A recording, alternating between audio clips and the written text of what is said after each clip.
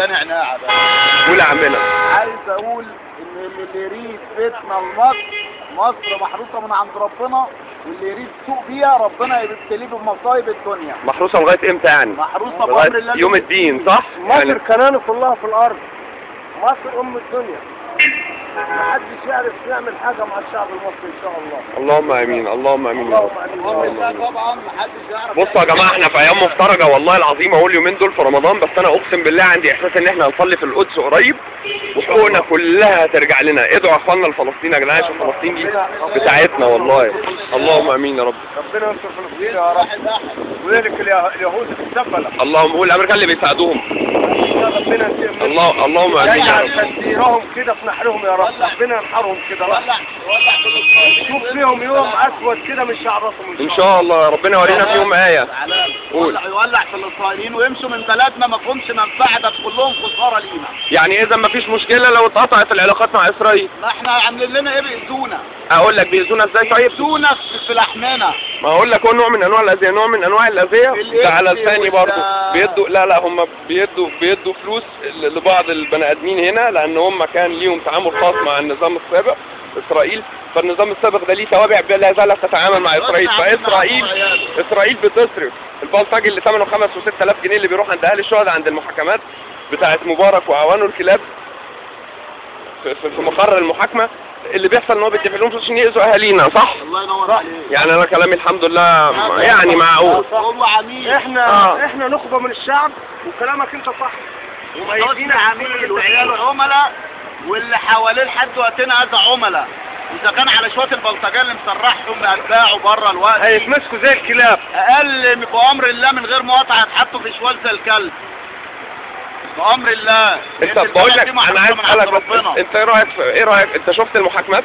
شفتها على التلفزيون؟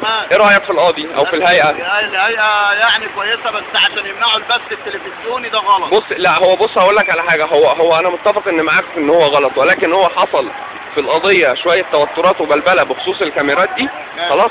فالفكره ان هو ايه يعني خليه يشتغل، لان هو القاضي مضغوط يا جدعان. دي قضيه، ده نوع قضيه اصله. عشان البث ازاي؟ انا عايز محاكمه علنيه. تمنعها ازاي انت المحاكمه العلنيه؟ ده وجهه نظرك. ده يجي لي على طول عامل كده، طب ما انا اعمل لك كده صورني بقى. ايوه تعبان بموت. هو ما تعبش هو لا مؤاخذه، والشعب بيموت استهبال يعني. ما تعبش والشعب بيموت. الشعب بيموت. اكيد تعب طبعا. بيموت مش بالرصاص اهون، ده كان بيموت من الجوع. ايوه بيموت من ايه؟ من الجوع. ايوه ده العهد القديم. ايوه واخد بال حضرتك؟ تمام. كان بيموت من الجوع الشعب، مش تمام. بيموت بالرصاص. بيموت من الجوع يعني من العيش. من الجوع. من عدم وجود لقمة عيش. على حضرتك من عدم وجود رغيف عيش. على حضرتك الرغيف لا مؤاخذة عشان نحصله نقف يوم بطوله، وممكن تحصل مصيبة وبيحصل ضرب نار في الافران. طب والضرب النار ده على رغيف عيش يستاهل يتاكل ولا لا؟ ما يستاهلش. كله مصامير وعداد تبريد. كله كده سجاير.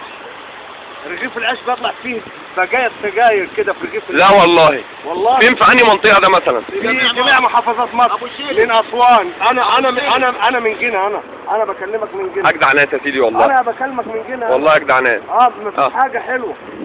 مفيش حاجة حلوة، ما شفناش يوم حلو. طيب انا بس عايز يعني اخد رأي كل واحد فيكم كده باختصار، بس عشان انا هطلع على السفارة. يا جماعة ايه رأيكم في الحكومة الجديدة اللي هي الدكتور عصام شرف وبقية الوزراء والى اخره؟ ايه رأيكم فيهم؟ لا الدكتور عصام شرف وزير الدفاع، واخد بال حضرتك؟ تمام. بيدوا مسكنات للناس. طيب والنائب العام؟ والنائب العام المفروض يشد حلو في المحاكمات بينيمها. اللي هو النائب العام اللي هو المفروض بينوب عني وعن حضرتك وعن بقية الشعب. النائب العام عننا كلنا. هو المحامي العام. ايوه بيعمل ايه؟ بينيموها. طب الباشا بدء من ربنا يصلح احوالهم. اللهم امين يا رب. ويعدلوا كده في الشعب. امين. عايزين عداله كده في الشعب. حكمة عادله، والبث التلفزيوني ما يتمنعش. عايزين كده علني. يا جماعه ده راي مواطن من المواطنين اللي في مصر، هو نفسه يشوف المحاكمات. انا عايز اتفرج على المحاكمه العلنيه. تمام. المحاكمه العلنيه عشان مش هينفع الكلام ده. المحاكمه العلنيه اللي انا اشوف بعيني. تمام. ما يمنعوش البث التلفزيوني ولا يمنعوا الكلام ده. تمام. عشان انا عايز اتفرج بعيني قصاد الناس اللي هم السبب في جوعنا. تمام. سبب في جوعنا وسبب الجثث اللي بتترمي على الحدود بتاعتنا. لا ان شاء الله الوضع هيتغير تماما اقسم بالله، لان هو بص الوضع دلوقتي في ايد الشعب الشعب بايده هو اللي يحكم كلية. وسط حضرتك وهو عشان تبقى فاهم هو الشعب اللي حاكم. وسط حضرتك بس لازم الثورة تقابل شوية مطبات. ما معايا علينا انت؟ ماشي وان شاء الله، بس وسط حضرتك اللي بتترمي ديت حرام. طبعا حرام. العهد القديم ده راح، احنا في عهد تحيا مصر. انت عارف ان هم كانوا بيقتلوا المساجين بالنار عشوائي في السجون؟ عرفت يعني. كل حاجة ربنا يرحمهم ونحتسبهم المساجين دول عند الله شهداء، واخد بال حضرتك، ونقرا لهم الفاتحه يعني. بإذن الله، بإذن وربنا الله. يصلح حال حكومتنا وحال كل الوزراء، اللهم امين يا ان رب. شاء الله، ويبعد عن مصر الفتن. اللهم امين. كل اللي عايز في مصر حاجة يجيله بجسمه وجسم اهله. اللهم امين يا رب. مش عايز انت مني اي حاجه؟ ان شاء الله عايز ان شاء الله المحاكمة علنية وعادلة بامر الله. والله بقدر المستطاع على قد ما نقدر والله هننشر الكلام ده عشان الناس تعرف الشعب بيقول ايه. بس في الرئيس السابق المخلوع وعياله، ايوه. وحبيب العدلي ورئيس الوزراء اللي هو نظف البلد بالسرقة وأطرسوا البلد. وباعوها أونطة، واخد بالك، وباعوا لمؤاخذة الناس وباعوا الدنيا وخدوا المليارات وخدوا الدنيا كلها وسابوا الشعب في اللي احنا فيه.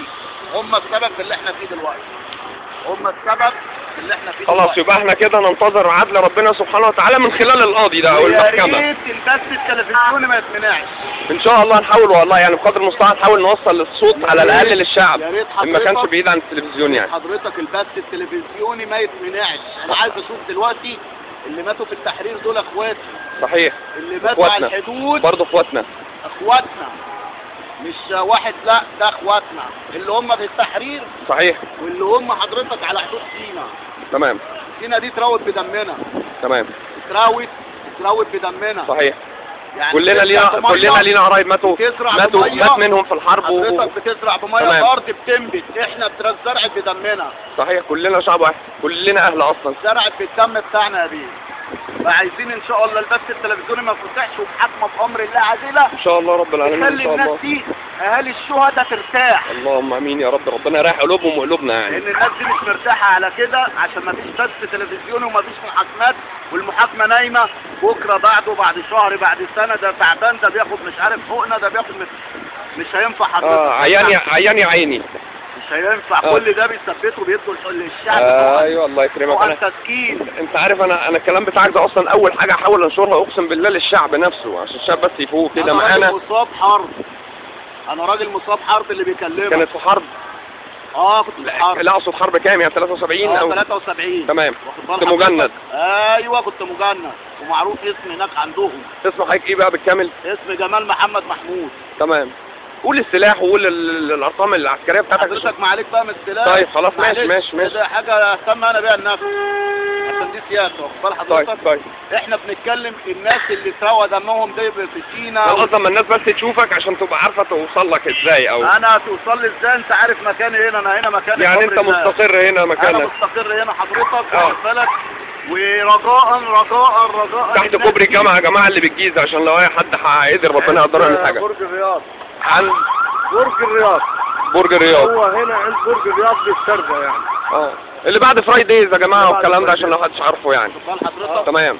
فرجاء من حضرتك تنشر لي البث حاضر والله. التلفزيوني. لا انا بص انا ما اقدرش اوعدك ان انا انشره، ولكن انا اللي اقدر اعمله ان انا احاول بقدر المستطاع ان انا اوصل صوتك خلاص للمسؤولين للشعب. انا بقول لك انا اولويتي في الفيديو ده ان انا هطلعه للشعب للبني ادمين عشان يفهموا وجهه نظر حضرتك. ده الاولى، وبعد كده هنحاول بقى نوصله قدر المستطاع فربنا يقدر. ودم اللي في التحرير دول اخواتنا، اكررها لك، ودم اللي في سينا ومحمد الله يرحمه بتاع العباسيه برضو اللي اتعتم عليهم. محمد ومحمود وكلهم دول اخواتنا. صحيح.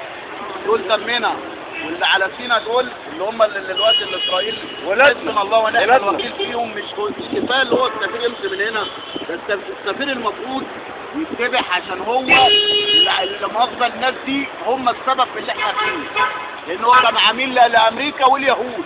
تمام. كلمه اخيره عشان حسبنا الله. كلمة أخيرة، حسبنا الله ونعم الوكيل في النظام السابق. انا عايز كلمه اخيره برضو. ان انا حسبي الله ونعم الوكيل انا عن نفسي. ما هو حسبنا الله ونعم الوكيل، انا راجل صاحب عيال وحسبنا الله ونعم الوكيل في النظام السابق بعياله كله. واي حد من الجداد او من الحكومه اللي موجوده او من لو ما المجلس شدوش العسكري حيلهم على يتهاون الناس يمشوا هم يشدوا خالص. بس يبقى حسبنا الله ونعم الوكيل. محدثكم اسامه سمير في قناه الشارع المصري.